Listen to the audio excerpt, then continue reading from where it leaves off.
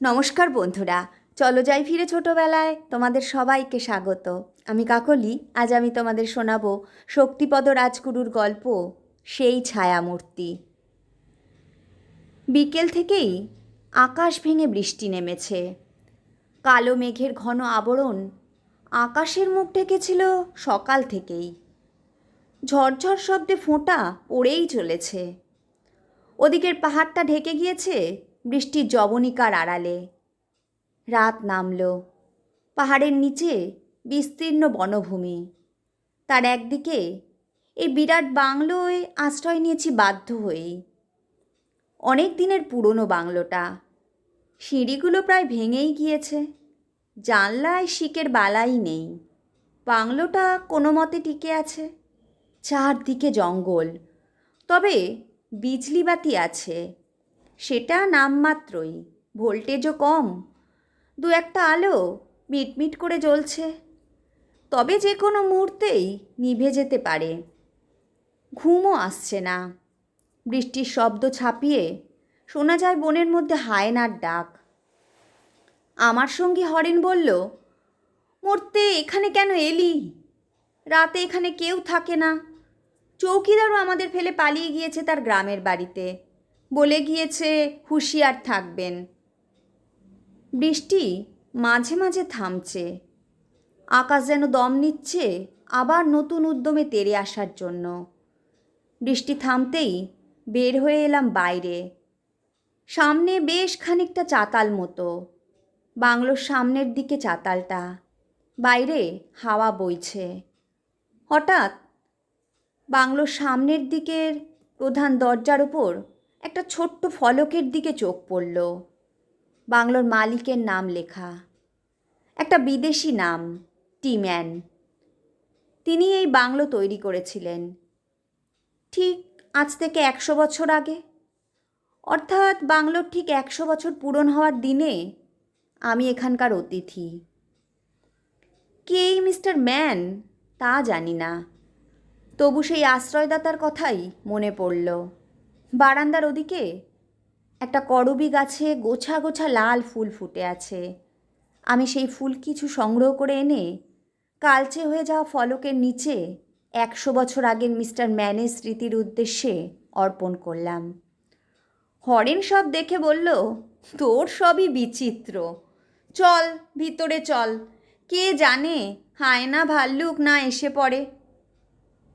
রাতে হঠাৎই ঘুম ভেঙে গেল। ওদিকের ঘরে হরেন নাক ডাকছে।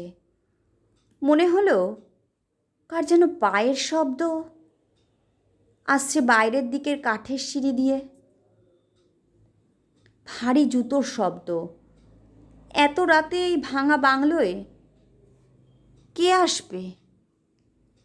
টর্চটা নিয়ে সাবধানে উঠে ওদিকে দরজা খুলে সিঁড়ির দিকে গেলাম। টর্চের আলোয় অন্ধকার হলঘরের খানিকটা উদ্ভাসিত হয়ে উঠল। দেখলাম ওদিকে সিঁড়ি দিয়ে উঠছেন এক ভদ্রলোক। পরনে প্যান্ট, গায়ে একটা সাবেকি ধরনের লং কোট, মাথায় পুরনো ধরনের উঁচু হ্যাট, হাতে একটা ছড়ি। বলিষ্ঠ পায়ে ভদ্রলোক উপর দিকে সিঁড়ি দিয়ে উঠছেন। এত রাতে এখানে এরকম একজনকে দেখে অবাক হলাম। হঠাৎ আলো পড়তেই ভদ্রলোক আলোর দিকে মুখ ফিরিয়ে তাকালেন। চোখে চশমা, গায়ে লং কোট। প্রথম দর্শনেই অবাক হলাম। বিদেশি ওই ভদ্রলোককে এখানে দেখব ভাবিনি। আমিও স্তব্ধ হয়ে তাকিয়ে আছি। ভদ্রলোকও অবাক হয়ে দেখছেন আমাকে। তারপরই আর তাকে দেখা গেল না। টর্চের আলোটা জ্বলছে, কিন্তু সিঁড়িটা ফাঁকা। কেউ নেই সেখানে। তবে কি আমি ভুল দেখলাম?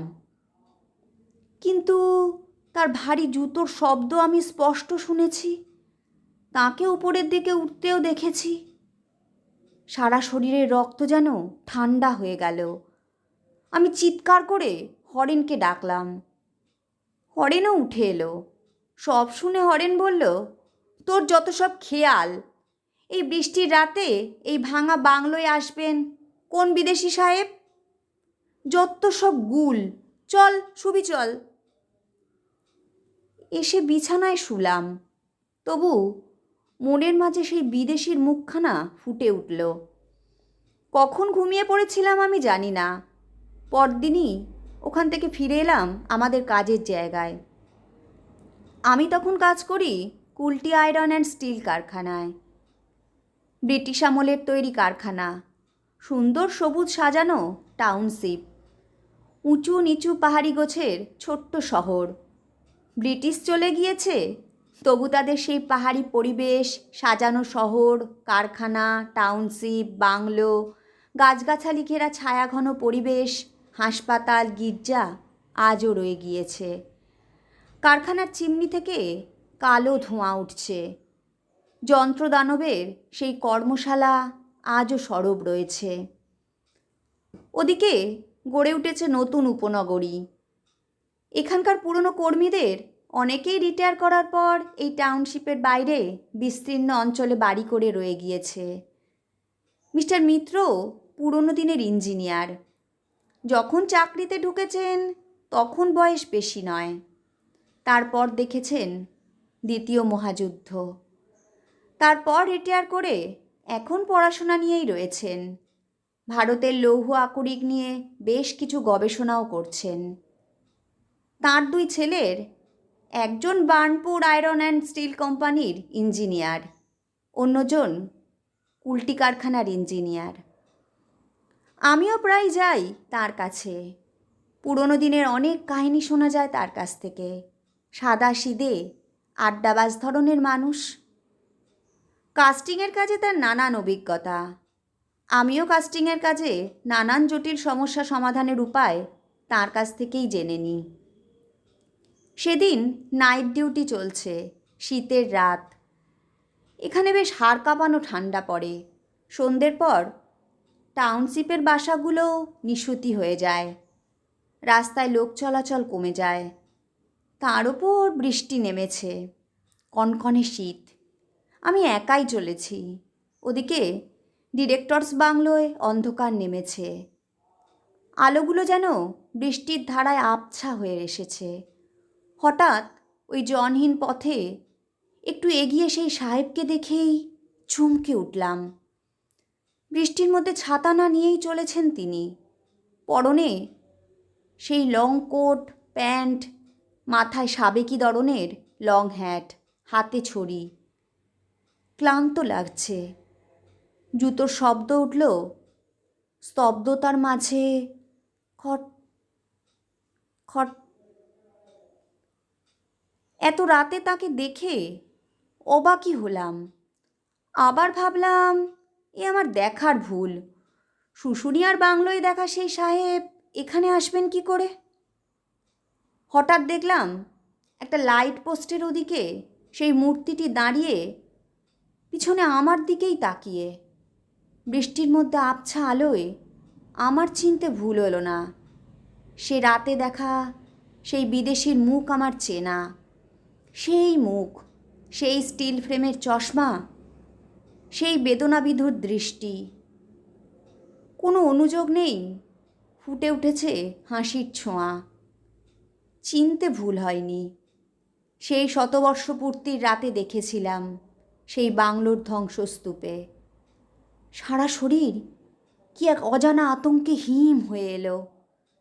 নির্জন পথ, সামনে ওই বিদেশি। তবু যেন মনে হলো কোনো বিদেশি এসেছেন কারখানার ডিরেক্টরস বাংলোয় অতিথি হয়ে। এবার আমি এগিয়ে গেলাম সেই বিদেশির দিকে। এবার মূর্তিটি মুখ ফিরিয়ে নিয়ে চলতে শুরু করলো। আমিও পিছনে চলতে শুরু করলাম। আমিও পায়ে পায়ে ঢালু পথ দিয়ে হাঁটতে থাকলাম কারখানার মেন গেটের দিকে। আমার আগে তখনও চলেছে সেই মূর্তি। ওদিকে হাসপাতাল। ওখানে পথটা বাঁ দিকে বেঁকে গিয়েছে। ডান দিকে চলে গিয়েছে কারখানার মেন গেট। সেই বিদেশিও বাঁ দিকে চলেছেন। আর কিছুটা গিয়ে তাকে দেখা গেল না। একটা ছোট্ট টিলার কাছে এসে আবার অদৃশ্য হয়ে গেলেন। আমি অবাক হয়ে দেখলাম, নির্জন পথ, মূর্তিটি যেন হাওয়ায় উবে গিয়েছে ম্যাজিকের মতো। সব ব্যাপারটাই কেমন বিচিত্র মনে হলো। আরও বিচিত্র লাগলো ওই মূর্তিটিকে এখানে দেখে। কারখানায় গিয়ে হরেনকেও বললাম কথাটা। হরেন সব শুনে বলল, বেটা ভূত যেন তোর পিছনেই পড়েছে, ছাড় তো যত সব। হরেন ব্যাপারটা হেসেই উড়িয়ে দিল। তবু আমি যেন এটাকে মন থেকে মুছে ফেলতে পারলাম না। সেদিন মিস্টার মিত্রের বাড়িতে গিয়েছি। ওর সঙ্গে আমার নানা কথাই হয়। কথা প্রসঙ্গে আমিও জানালাম এই বিচিত্র দেখতে বিদেশির কথা। মিস্টার মিত্র অবাক হয়ে বললেন, তুমি তাকে শুশুনিয়ার ভাঙা বাংলোতেও দেখেছ? আমি বললাম, হ্যাঁ, ওখানেই প্রথম দেখি। আবার 2-3 দিন আগে তাকে ডিরেক্টরস বাংলোর ওদিকেও দেখেছি। ওদিকের পথ ধরে হাঁটতে হাঁটতে হাসপাতালের কাছে টিলার ধারে এসে হারিয়ে যেতে দেখেছি। তার দৃষ্টিটা আজও ভুলিনি।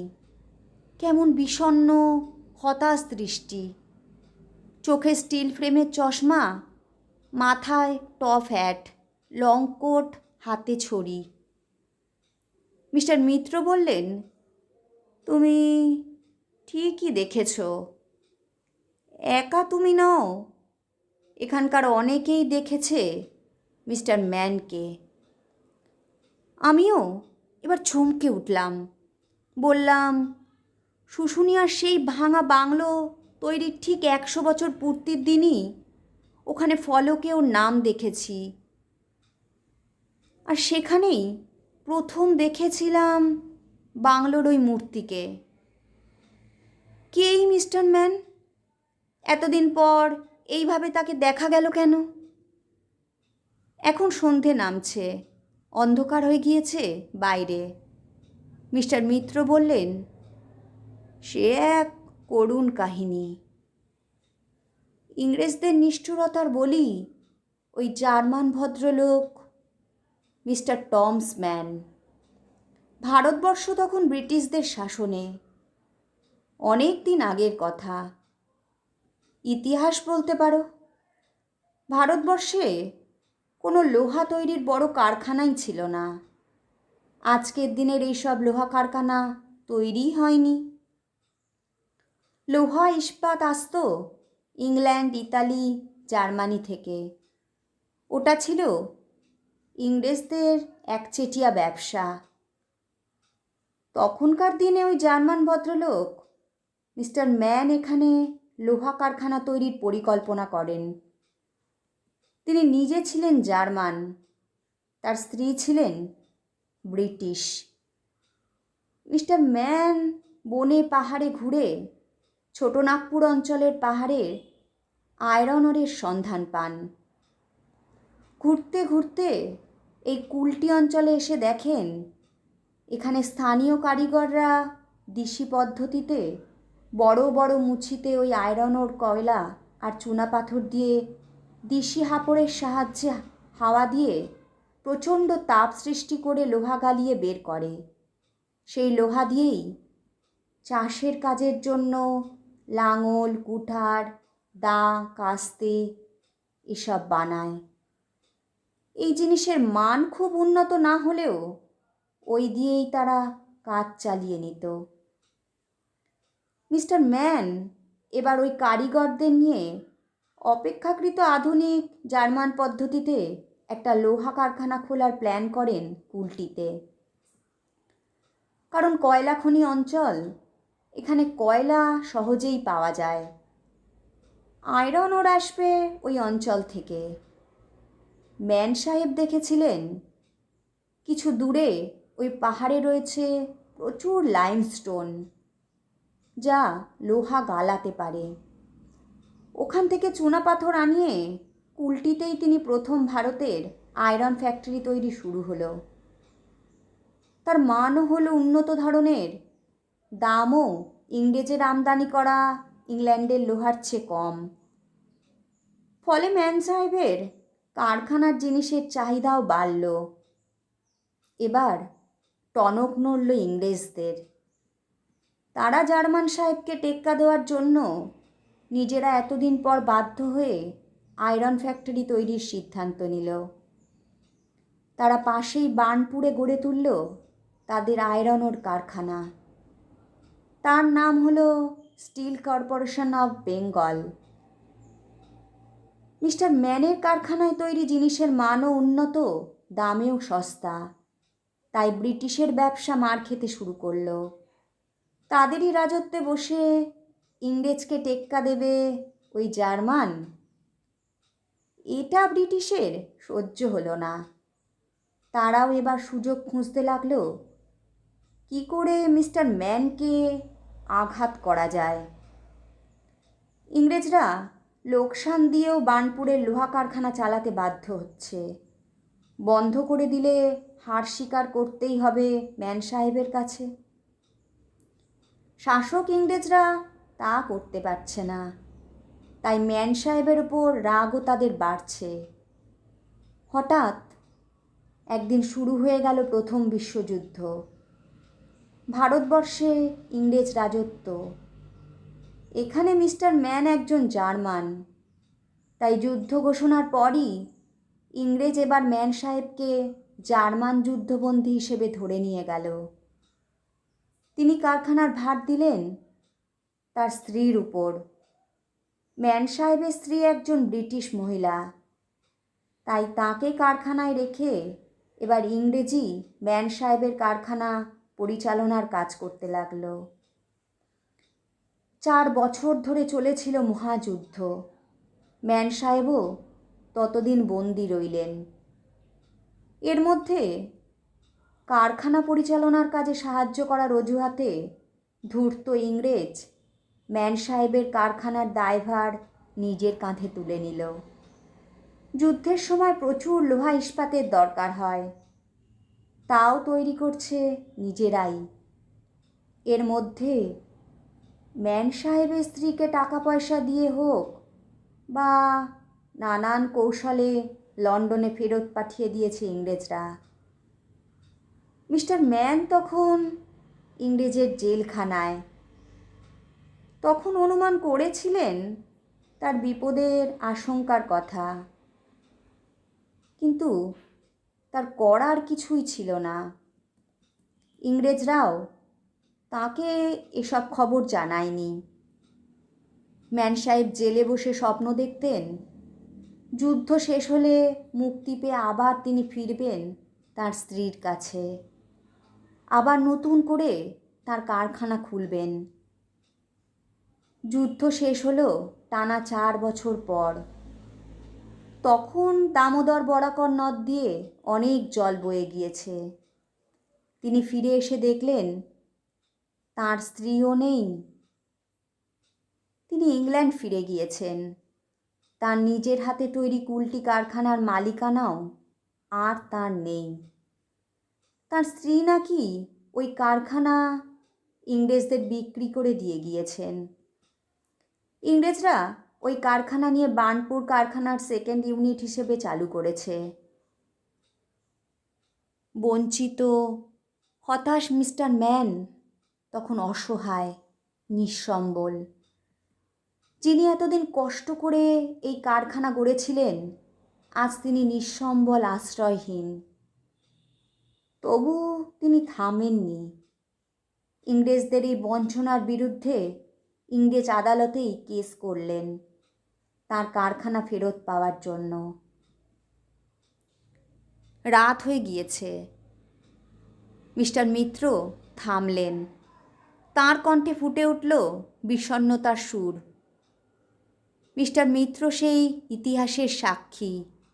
আমি বললাম, আপনি মিস্টার ম্যানকে দেখেছিলেন? মিস্টার মিত্র বললেন, হ্যাঁ, তখন আমি নতুন ইংরেজ পরিচালিত কুলটি কারখানার কর্মী।